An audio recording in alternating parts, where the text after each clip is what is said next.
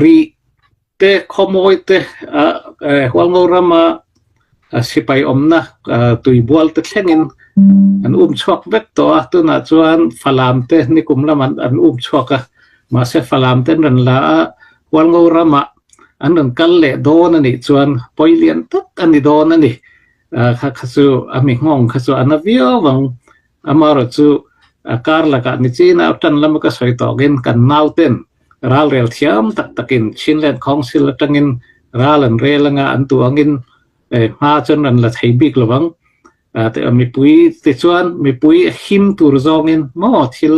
ral rel thiam takin khu khan sitin mo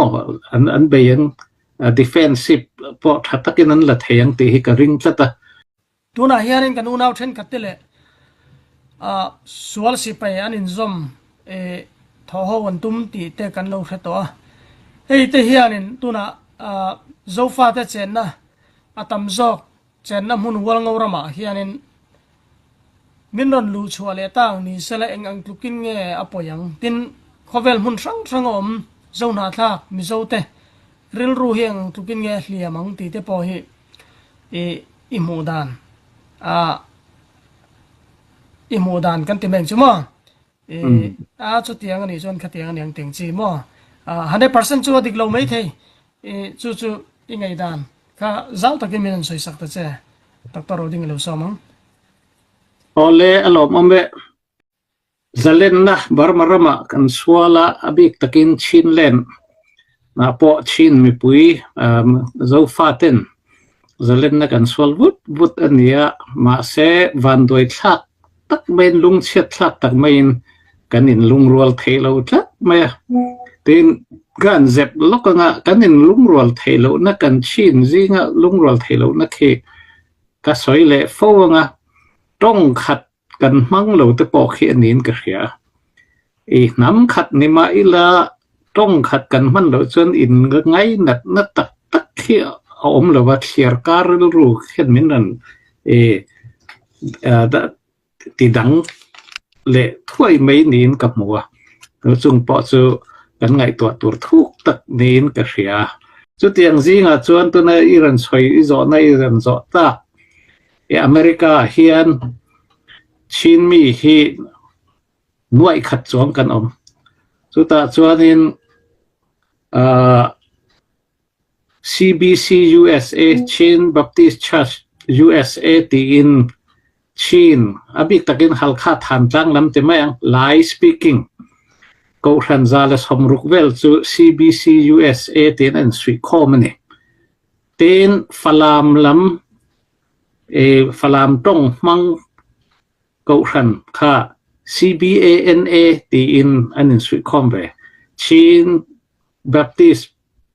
Association North America ti in mo chu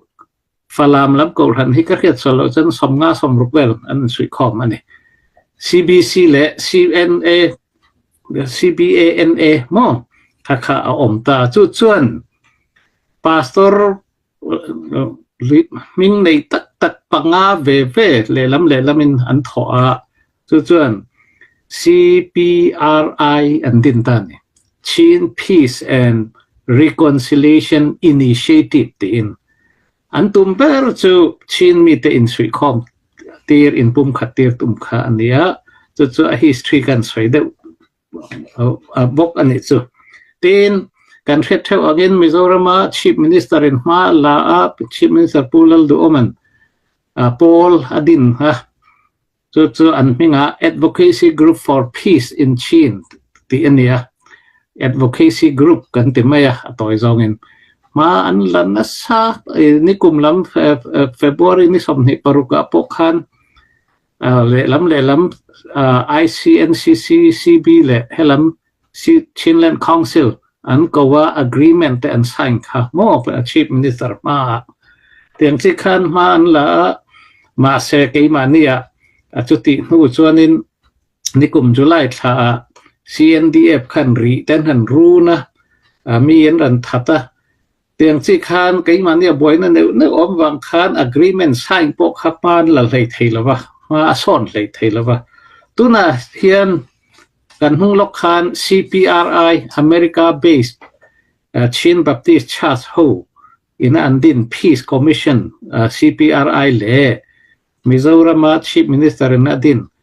Advocacy Group te pani tangkok khan August tha chawkar ma saber le abdot tua khan Aizola Chin Peace Conference an babuat sai ani ti kha a background tangkan han soya ma se kariat dan at swal lo chuan an du angin an hlo tling lo nin an soi kariat dan chuan mo an hlo tling lo na chan chu khatianga be saina len takin amasa chuan an tum dana chuan ani khatna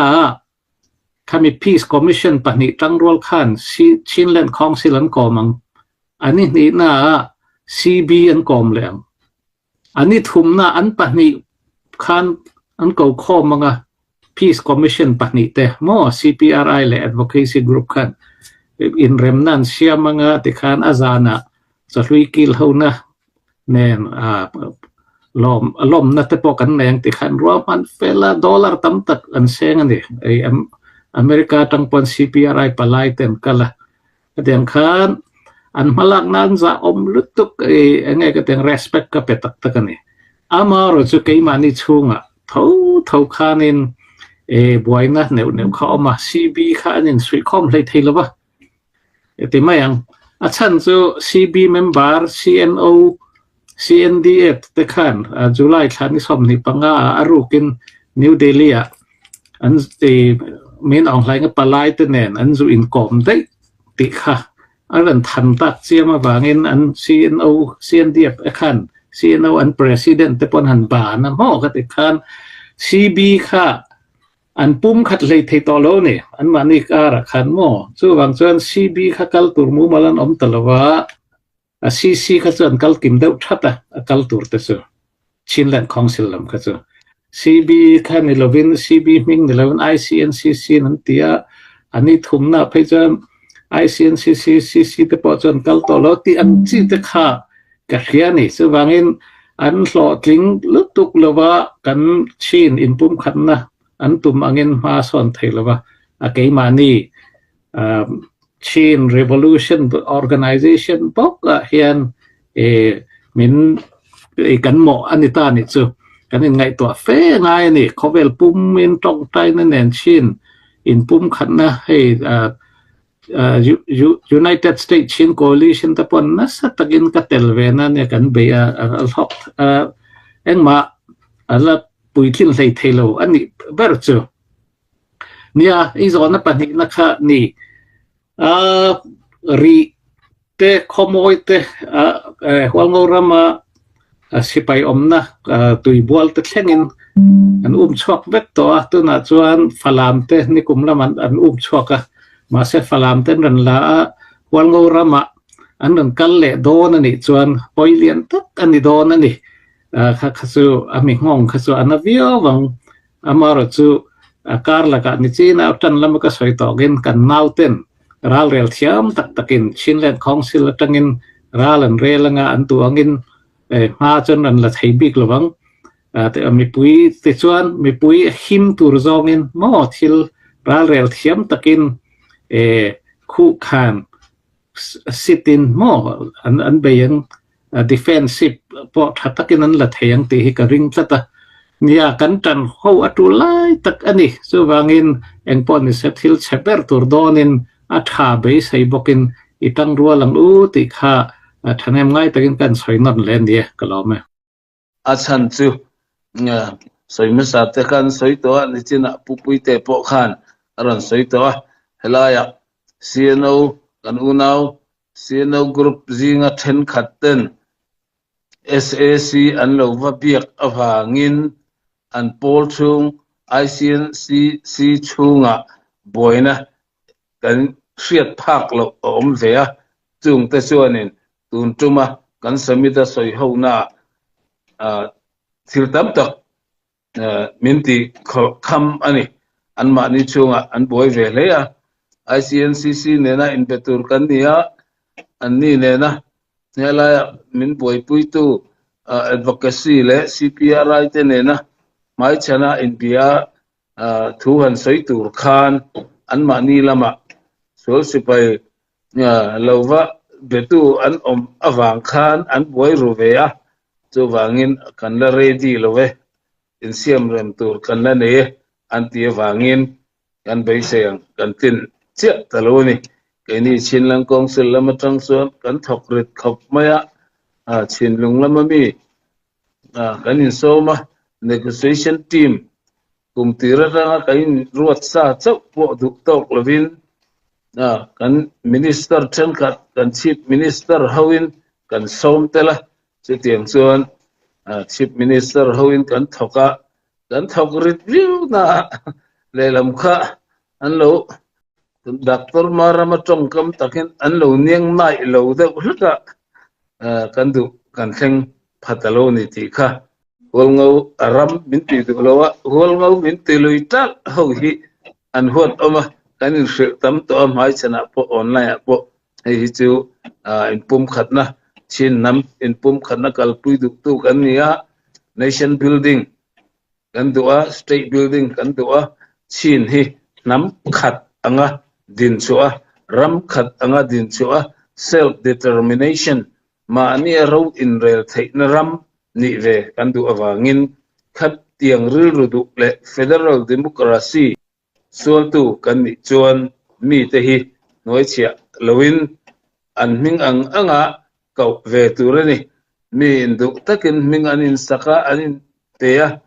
an ming puma kau du lawa ming phelati luita de so tal hi chu kan thien chen khatte khan lo sim ve to se tun nai mai khan nimin mai ani karing chin pi submit kha a oma ai zola khan ta chuan atel ni in kan lo hria a chin pi submit chungchang enge thulom pon swa the nei thuruk ni lo thulom lamte tin he chin pi submit kaltlang hian chin hil sia hian remna revolution au hawa rem taka kan do thainan chin hil sarkar thar wap zo sarkar thar te aron piang nai do nem yang chi te khami han soi zaw sak turin puzomi lo som teang ne tun nai khan chin pi submit 2026 ti kha ni thum chung me bo sai ania malakna athain aro pui khop mai advocacy group for peace Mizoram le CPRI kantia Chin Peace and Reconciliation Initiative 10 ma min lakpuya kauhan base anni boka an thok thaviu maya Mizorama kauhan roitu porang sangte an kom masa chiminua ICNCC lamte an koma keini CC lampo min koma thuta tak kan soya hemi peace process ya enge harsat na kan nei ti te kan soi hoba kan thlen chin te kan soi ho zel boka ta chuan anni lampoin theito pa min pui an huam thu an soya ale peka chuan he peace process kan ti tuna kan dai saber chu nikum sang ni le somni panga February ni somni paruka Mizoram Chief Minister ma min kan lo zi nan to CNC kan tia Chin National Council vai huap khami din thei tura malak chun zom kha kan tum le kan soi ho ber ania chumi malak chun zom zel tur chuan tun tum kan in biak na kan soi ho na CCPR lampo en huam viwa technical support te min ti puya humanitarian lamte po ni se education po ni se tin public service kan pe thei ang chi zong zonga kong rang min support min thopui anin huam thu an soya ni USA mania CPRI hi sangdile somni pali mar setanga in bultana October andin USA sarkar hriat puya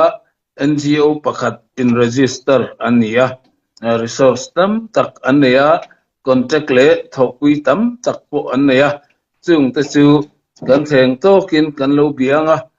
chin ram ma son na tur le kan chin mi te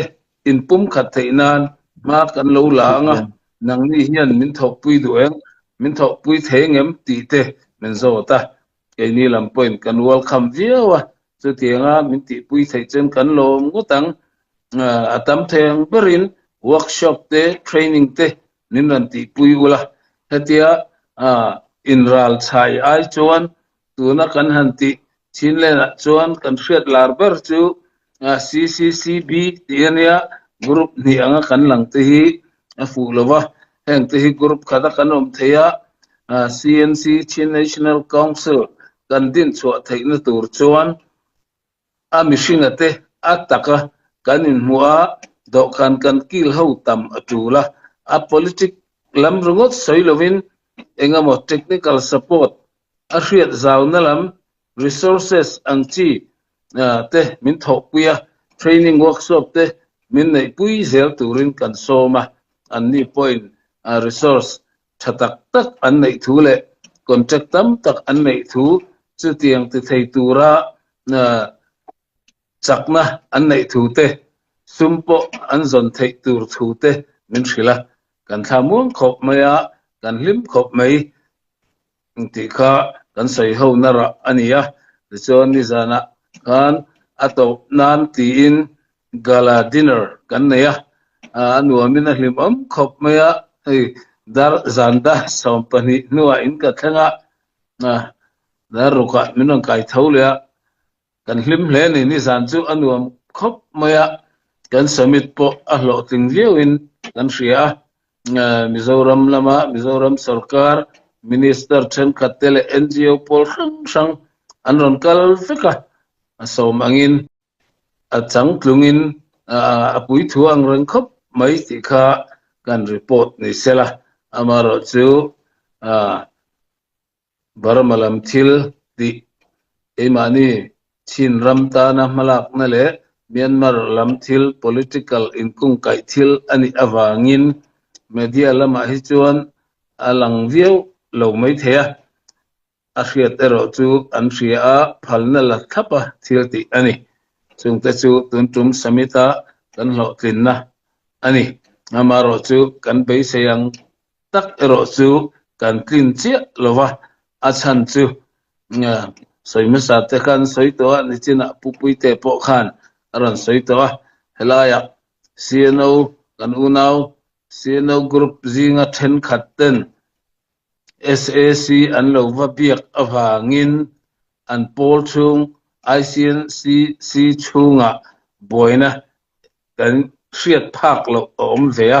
chung te chuanin tun tuma kan samita soi ho na thil tam tak minti kham ani an ma ni chunga an boi ve leya ICNCC nena in betur kan nia an ni nena nela min boi pui tu advocacy le CPRI te nena mai chana in bia thuhan soi tur khan an ma ni lama sol sipai lova betu an om awang khan an boi rovea chu wangin kan la ready love in siam rem tur kan la ne an ti wangin kan bei seyang kan tin che taloni keni chinlang council lama tangson kan thokrit khop maya chinlung lama mi kan in soma negotiation team kum tira ranga kain ruat sa chau po duk tok lovin kan minister then kan chief minister hawin kan som tela chu tiang chuan chief minister hawin kan thoka kan thok review na lelam kha an lo Dr. Marama Chongkam takin an lo niang nai lo de hluka kan du kan theng phatalo ni ti kha kan soi ni sela ai nga po ni se ni china tam tak kan soi to puramaran soi po kha kan tui di dua NUG kha kan hriat thiam theinan kan din tran tirin NUG ka koi wonchi uji munan online zoom meeting min nai puya CJDC member zong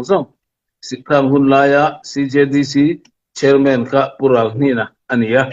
kepo online tel venge ya kalaya khan pural nina khan NUG ka koi wanchi nena min report na khan anni hi CDF holngoram anniya miuk ne pathum kara anniya tonjang tidim falam bial mun thuma thenda anniya tuna hian chu miuk ne township pathum ma chu hlom khata du in CDF holngoram ti in CJDC membera anran lut veni ti khan min report uji monana CJDC recognize na azia na le kha po khan CDF holngoram ti ani ti kha tukina kan thar thole duani holngo aram min ti dulowa holngo min ti luital ho hi an hot oma kanin se tam to mai chana po online po hi chu impum khatna chin nam impum khatna kalpui du tu kan nia nation building kan duwa state building kan duwa chin hi nam khat anga din chua ram khat anga din chua self determination ma ani ro in rel thei na ram ni ve kan du awangin khat tiang ru du le federal democracy sol tu kan ni chuan mi te hi noi chia lowin an ming anga kau ve turani mi indu takin ming anin saka anin teya an ming puma kau du lawa ming phelati luita de so tal hi chu kan thien chen khat te khan lo sim ve to se ti kha ramatu saya khan kan tui ni du lok bok ani chuan na hei tugin chu kan thu chanema soina hun kan nei tam vio lo mai theya mani lok khan Delhi lama kan kala chinang council ai o in min kaltir veya kan kalchan bersu education lam til ania kan education minister le education lama thoktu te nen kan kala council ai o tak chu keima chok kania kan HPO tan po thu tam tak ka wa soi veya kan wa soi tam ber chu tuna Myanmar Rama ethnic ho education ka niam ni tu tung ding tur hian education NGO pol pakhat MEC an tin ka hian Myanmar Education Committee chumi te chuan theito bin ma an la kachina te karena te shana te kareni kaya te mun sang sama kum som lai man lo la to an lo ting ple ni chu tu na hian chinlen le arakan lama ran lu antuma chu ta chuan kan lo kal to dan le kan din mun tam tak report kan pe ya an phur khop maya chon education a hian keini chinlen a chon achak pur chu khan tang an ni tipet antia khan tang peng education committee antia an chak khop mai an ma ni vek he ni tun khanga chinen education program zong dong tu le kan kalpung min siam sak tu ania sumpo anaya chung tepo chuan theito pin min tho puya tuna kan vakal na chanchin lom am per chu MEC kan tia anni hi support tu an nei tha US 8 te Australian 8 te UK tele kovel ram sanga tan puina dong annia barmaram akum som thazet man la to chinlena maran la andua abik takin kan education system le kan khanchin ka report an phur khop maya kumin chung nge hian aizola education workshop binti puila hell education hi chon ramri anei lova CCCBA INCCA ti omlova chu tiang chuan min ko khom ula group min then rang lovin education workshop min nei puila chu chuan in pum khat na thatak min siam sak theng ti kha an director hena report ka pe a phur khop maya chu hel lampo hian an ti fo towa kan hlok video ne ti po ka khri nge an phur khop mai ti kha Delhi lam kan kal chungchang an vakal chan kha kan report del nal bok ani